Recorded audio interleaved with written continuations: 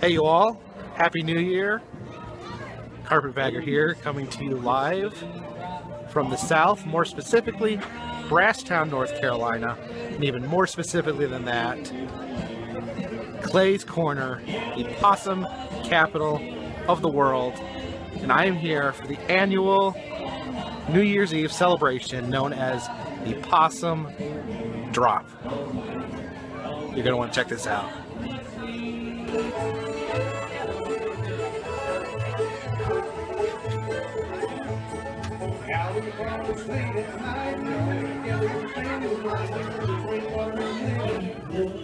Where are y'all from?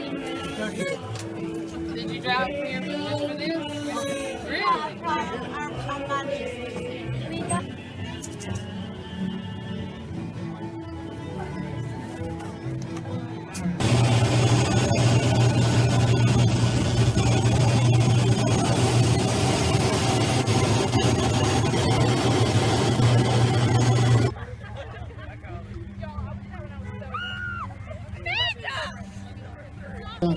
How many Methodists do we have here tonight? Just say, hey! How many Baptists do we have? How many SOBs do we have? Now, wait a minute, don't get excited. That means some other brand. That ain't nothing crazy.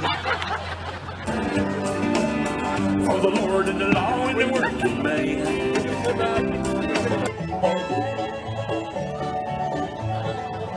Hey, my mama never would let me use the F word, so I'm sorry. We say below Georgia. We don't say that other word.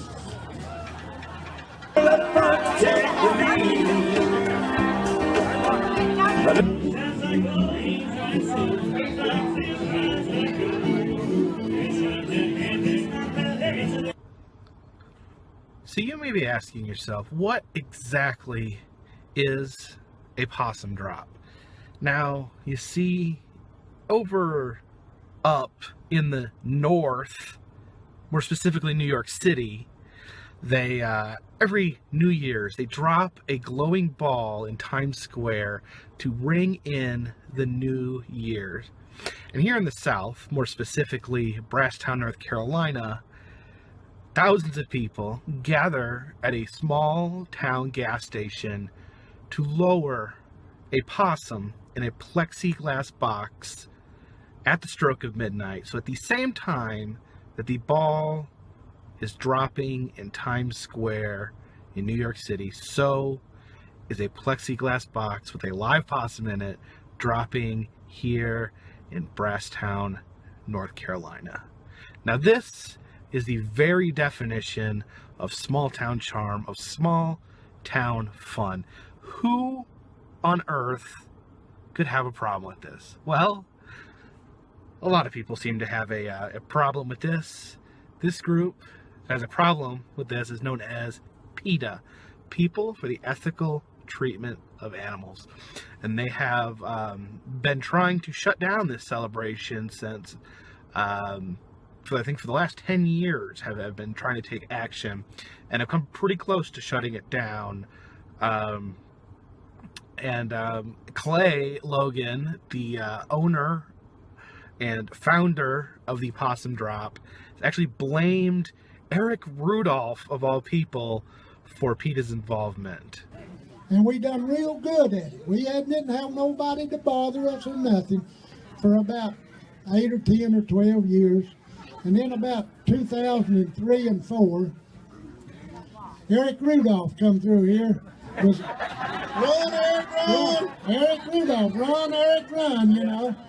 He had his winter home up here above my house on Forest Creek and his summer home down here at Murphy. But anyhow, there were some guys from the New York Times come through in July wanting to know where his winter home was at, and we told him and said, you know, you fellas ought to come to the possum drop. 6 months later, they showed up. New York Times, we had a half a page in the New York Times. That's when PETA got involved.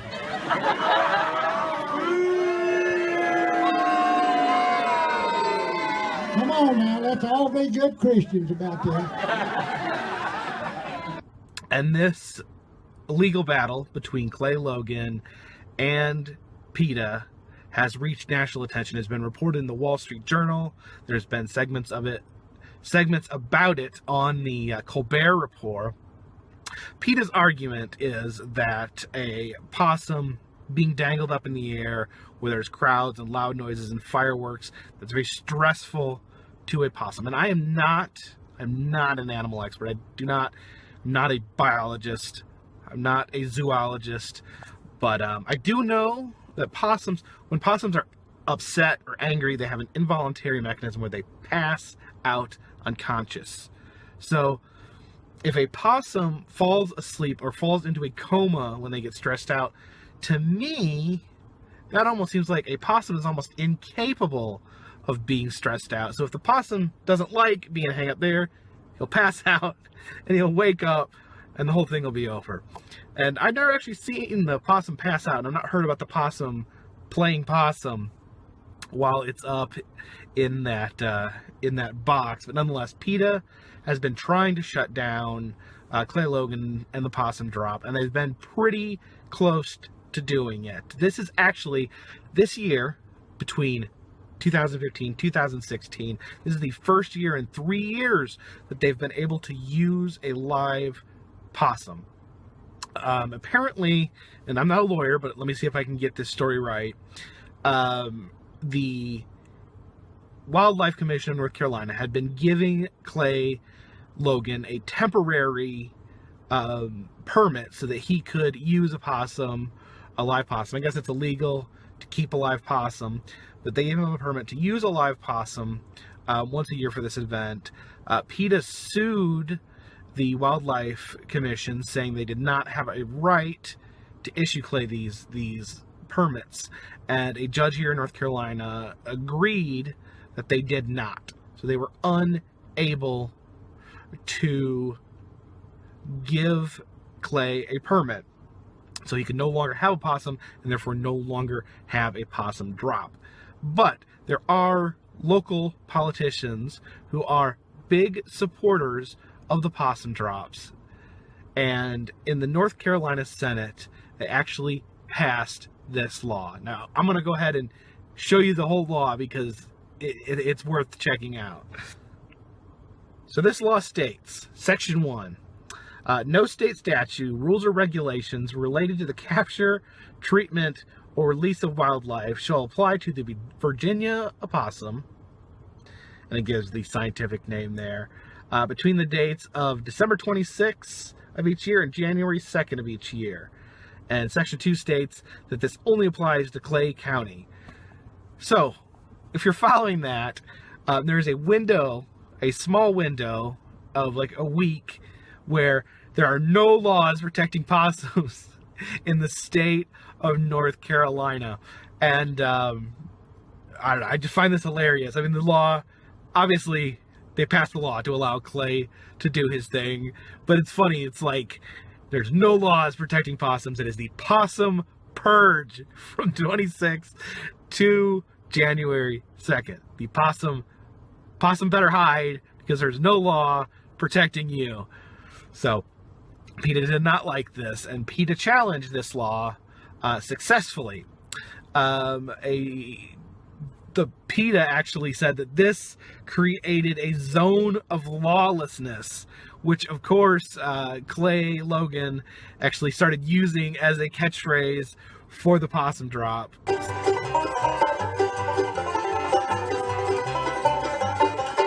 So that's pretty funny. And but a judge ruled that the law was too vague.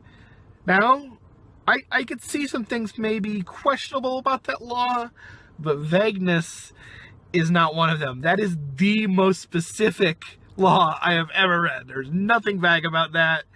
It is very clear.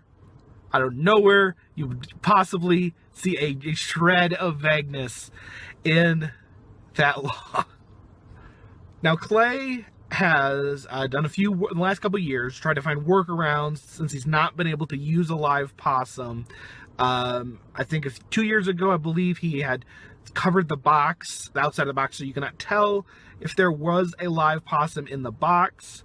And no one ever knew if there was a possum in the box, therefore he could not get in trouble because they didn't know could prove that there was a possum in the box.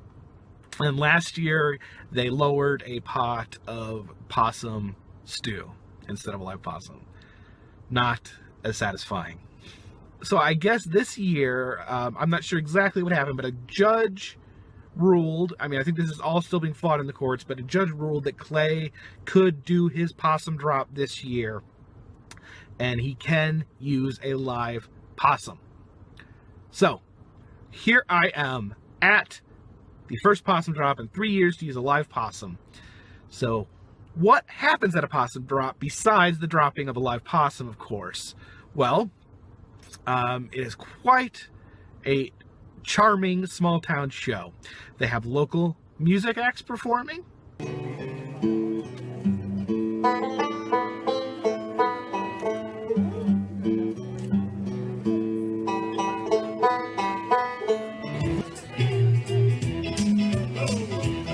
Can you start it over, brother? I didn't hear the start over. Sorry about that. Girl, girl, you're gonna set me on fire. Rain is flaming, I don't know which way to go. But of course, the main event, besides the actual dropping of the possum to any possum drop, is the Miss Possum competition. And there's no other way to describe the Miss Possum competition other than it is a redneck drag show. Now you guys just check this out. All right, our first contestant for the night is Miss Pine Log from the woods of Pine Log. With her looks, she looks like she needs to stay in the woods. Come on out. Where's our judge at? There he is. Miss Pine Log out there from the woods of Pine Log. And I'm telling you folks, I don't think she's been hit by the ugly stick. I think she got the whole forest.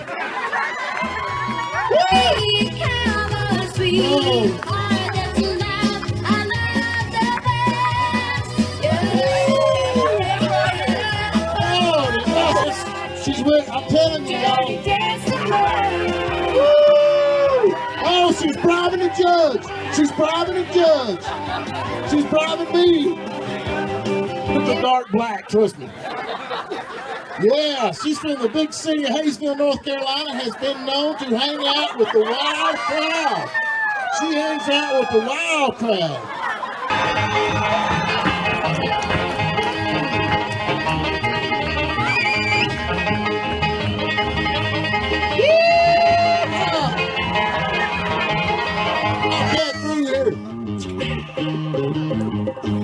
Well, looky here, looky here.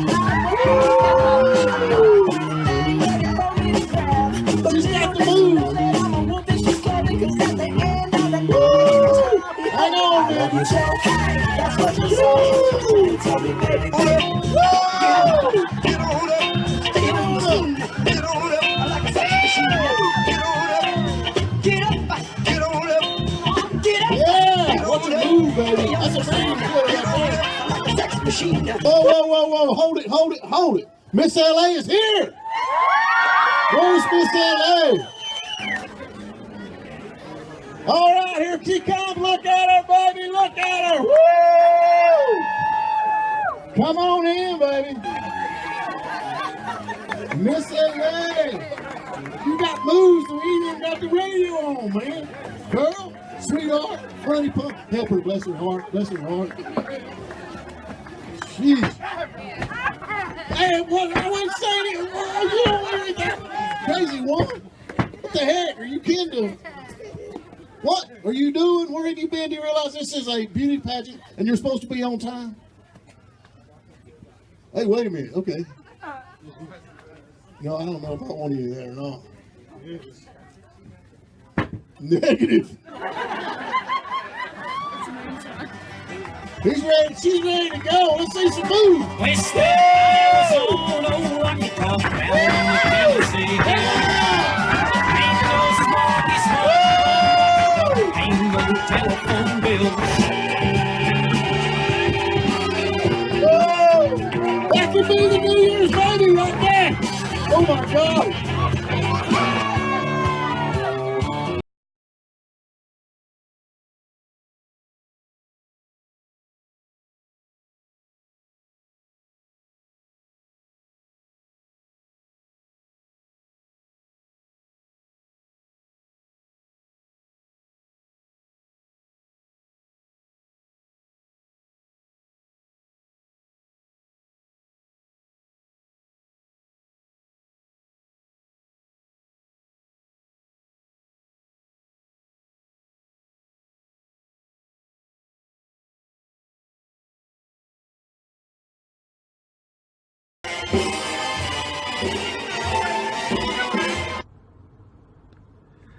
And then, as the crowd of thousands counts down, we lower the possum to signify the changing of a new year. 15, 14, 13, 12, 11, 10, 9, 8, 7, 6, 5, 4, 3, 2, 1. Happy New Year! You gotta kiss your sweet thing. For God's sakes, don't kiss this one right here. Now, perhaps one of the most surreal moments from this year's possum drop was watching an Elvis impersonator sing Dixie next to a possum dangling in a plexiglass box.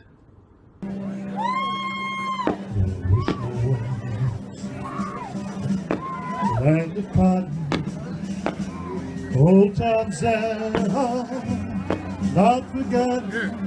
Look away, look away, Like country music? You like country music? look away. Dixieland. Oh, I wish I was in Dixie There you go, bud. today. There you go. Oh, that's my syrup. Oh, There baby. you go, man. In Dixieland town, take my stand to live and die in Dixie. So I had a great time at this year's possum drop. I hope everyone out there had a great New Year's, whether it's at a possum drop, at Times Square ball drop, or just sitting at home drinking a bottle of champagne by yourself on the toilet. I hope everyone had a fantastic New Year's. I've got exciting new videos coming up this upcoming year. I've got a lot of things in my head that I hope will come to fruition. And here's to a great 2016. Appreciate you watching. Please subscribe. Please like. Please share. And if you have a chance, check out my website, www.thecarpetbagger.org.